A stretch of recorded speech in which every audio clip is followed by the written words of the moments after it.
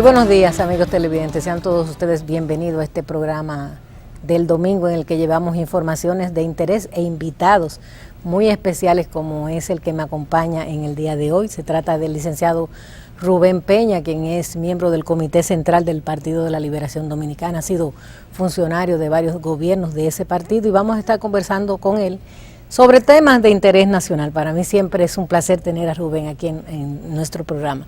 Y en el día de hoy quiero llevar una felicitación muy sincera a todos los periodistas dominicanos que esta semana han estado celebrando su día.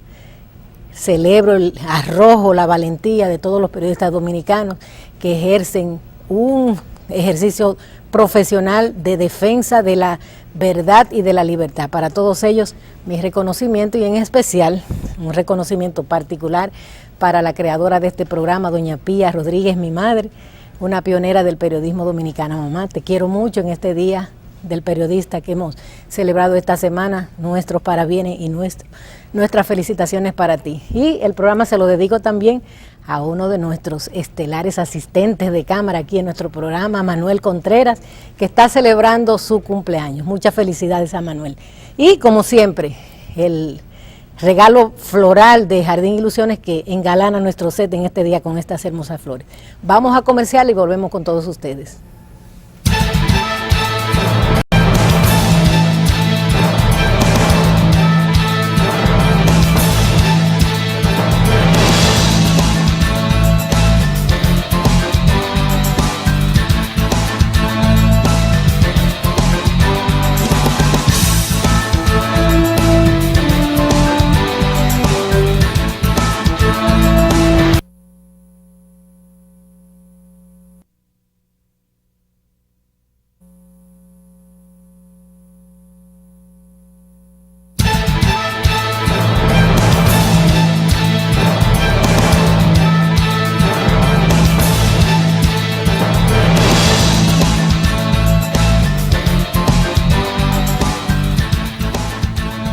Bueno, saludamos la presencia en nuestro programa del licenciado Rubén Peña, destacado dirigente del Partido de la Liberación Dominicana. Buenos días, Rubén, ¿cómo te sientes? Muy buenos días, Dani, a ti siempre las gracias. Así es. Por la gentileza de tu invitación. Así es, para mí siempre es un grato placer tenerte por aquí. Muchas gracias, el placer es mutuo. Así es, bien, quisiera que comenzáramos esta entrevista a Rubén con la pregunta obligada: ¿cómo estás evaluando el desempeño del licenciado Danilo Medina al frente del gobierno? La gestión del presidente Medina, yo pienso, como dice el principio, que las cifras son absolutas y se definen por sí solas. En el transcurso de esta semana vimos que una encuesta que se hizo refleja que el presidente Medina tiene una aceptación de alrededor del 89%. O sea, yo pienso impresionante. Impresionante si la comparamos con grandes estadistas del área, como es el caso de la Bachelet cuando salió de la presidencia de Chile y de Lula cuando salió del Brasil. Estamos hablando de que el presidente Medina en estos momentos está colocado a un nivel que, después de la situación en que encontró el país desde el punto de vista financiero, el déficit fiscal, parecía casi imposible que en este momento estuviese tan bien colocado. Muchos buenos resultados, algunos, digamos, conflictos coyunturales, pero la idea es esa, o sea, el que asume la gestión presidencial tiene que hacerlo con valentía y con responsabilidad, y sabe que no todo es color de miel, sino que la gente te designa como presidente de la República justamente para que seas osado, para que seas, como dice la población comúnmente, entremetido, o sea, entrometido, para que estés atento incluso no solamente al área económica, sino al accionar de todo el equipo de mujeres y hombres que él tiene como responsable de la gestión gubernamental. Y esos resultados al día de hoy parecía que ni siquiera eran soñados que fueran tan buenos. Yo creo que son excelentes. Bueno, el licenciado Rubén Peña fue director de presupuesto y también tesorero nacional. ¿Cómo ve que se están manejando esas áreas en el gobierno del licenciado Danilo Medina? Todo va a depender de la bonanza o de la estrechez. Fíjate que en la medida en que tú tienes una cantidad prudente o, digamos, manejable de recursos, tú puedes hacer cosas. Cuando tú no la tienes, entonces recurres a lo que es el mecanismo del déficit, del financiamiento, y esas cosas es la que traen como consecuencia crítica. Pero en este momento yo entiendo que el gobierno se está manejando con mucha prudencia, hizo lo que tenía que hacer, propuso una ley de presupuesto que contemplaba lo que eran las partidas que se podían prudentemente obtener, y obviamente compensó con aquellas que no se podían obtener y recurrió al mecanismo del financiamiento, porque es imposible que tú mantengas un presupuesto equilibrado y que tú puedas satisfacer a la vez las necesidades que demanda la población si tú no apelas al financiamiento. En este caso, como consecuencia, insisto, de la situación desde el punto de vista fiscal que él encontró. Pienso que todo va caminando bien. A propósito de eso, Rubén, el impacto de la reforma fiscal, ¿cómo la ha percibido? Yo pensé que iba a ser más demoledora. Ajá. Incluso hubo muchas voces que decían que el país iba a tener una tasa de decrecimiento en los primeros meses. Hasta ahora no se sabe de cifras oficiales que reflejen una disminución en la dinámica o el crecimiento de la economía. Pero lo que uno ve es que, fruto de esa misma situación, parece que los resultados no son malos. Obviamente habrá que esperar cuando los organismos como la Secretaría, el Ministerio de Hacienda y el Banco Central digan qué ha habido en estos primeros meses. Estamos ya en el mes de abril, de modo que ya pasó el primer trimestre y tiene necesariamente que haber una evaluación de ese primer trimestre. Así es. Y sobre el manejo de las cuentas nacionales a partir de la Junta Monetaria, ¿cómo ve el accionar de la macroeconomía, como se le llama? Bueno, primero de la Junta Monetaria, una de las cosas que más me está llamando la atención pasó en el transcurso de esta semana. Exactamente. Que fue el asunto de las tarjetas de crédito. Porque lo de política monetaria y política fiscal, todo el que conoce algo de economía sabe que tiene que haber una especie de equilibrio relativo entre una y otra. O sea, el Estado tiene que ser prudente en el manejo fiscal y el Banco Central tiene que ser prudente en lo que respecta al manejo monetario. Son organismos que tienen que compensarse uno con otro. Pero en lo que respecta, digamos, a esto que es la parte más trascendental, que de la noticia económica, pienso, de la semana. Lo de las tarjetas de crédito. Fue el asunto de la tarjeta de crédito, que es algo que en lo personal, te puedo decir, Dania, que a mí, primero me satisface porque mi primera función ya como funcionario público fue ser subsecretario de Estado de Finanzas. Y yo era quien en representación de la Secretaría de Estado de Finanzas representaba en la Junta Monetaria al secretario de Finanzas, en aquel tiempo el compañero Daniel Toribio. Y en una que otra ocasión expresé, tanto como consumidor, como tarjetaviente, como ciudadano, mi inquietud por el hecho de que yo entendía que los intereses que cobraban los bancos comerciales eran abusivos.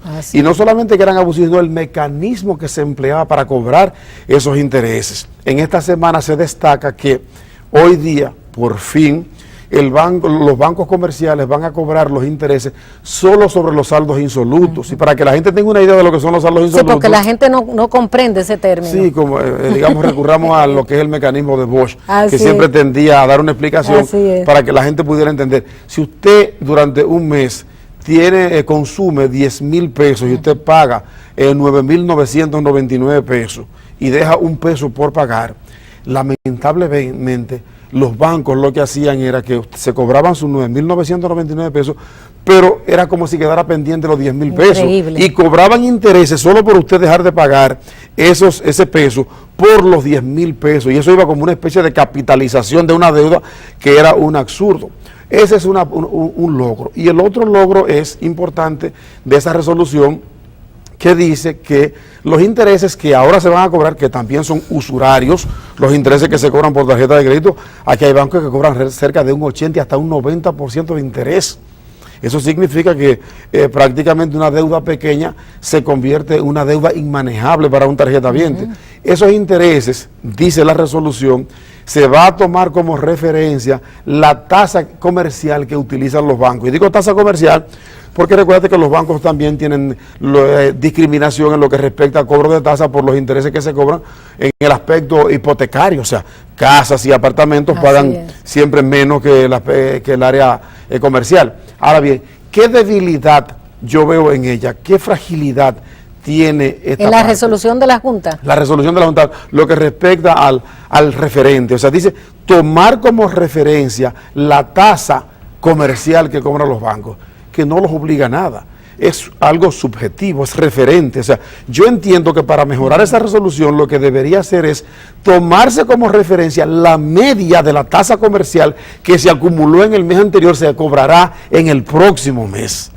Y eso pienso que sería una garantía para el consumidor, para el tarjetaviente, de que no se le va a cobrar una tasa porque, digamos, me da la ganaria. Porque en el fondo, los bancos comerciales lo que están haciendo es tomar una tasa de referencia.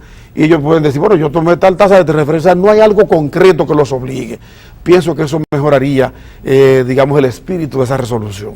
Rubén, hemos estado observando en las últimas semanas algunos aumentos de la tasa del dólar.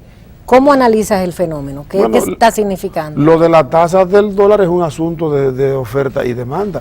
Definitivamente hay una cantidad de dinero en circulación mayor y como consecuencia, contrariamente a lo que la gente cree, la gente entiende que hay restricción monetaria y que por eso la cosa está mala porque no hay dinero en la calle, pero recuerda que el hecho no es simplemente emitir dinero, sino mantener una especie de equilibrio a fin de que haya un índice de liquidez de la economía que pueda manejarse. Entonces, si hay hoy día una demanda, puede haber un factor especulativo, siempre lo hay un factor de expectativas, la gente piensa que puede seguirse devaluando y compra como una forma de refugiarse, o el mero hecho también de que algunas de las medidas impositivas, por ejemplo, cuando tú tienes un certificado de ahorro o tienes cuentas de ahorro en el Banco Central y antes no se grababan y hoy día se graban con un 10%, si te resulta que no es muy atractivo porque te están quitando una parte importante de esos recursos y tú entiendes que es más conveniente para ti refugiarte en una moneda fuerte como es el dólar, pues tiendes también a recurrir a ese mecanismo.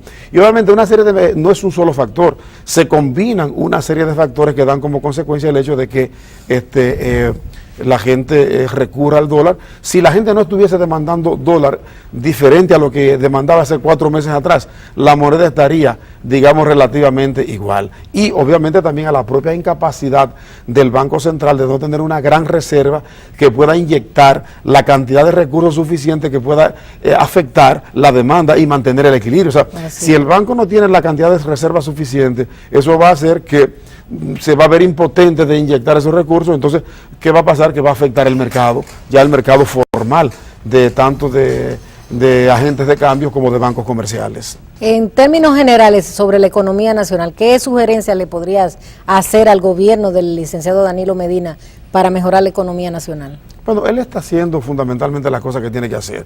Y digamos, él ha recurrido, por ejemplo, a una especie de inyección de recursos en sectores que estaban prácticamente desfavorecidos, desprotegidos, como es el caso de los sectores de bajos recursos, de las pequeñas empresas, que tiene un plan de pequeña empresa, de ganadería. En esta semana vimos también cómo se habló de la inyección de ganadería, de la agricultura.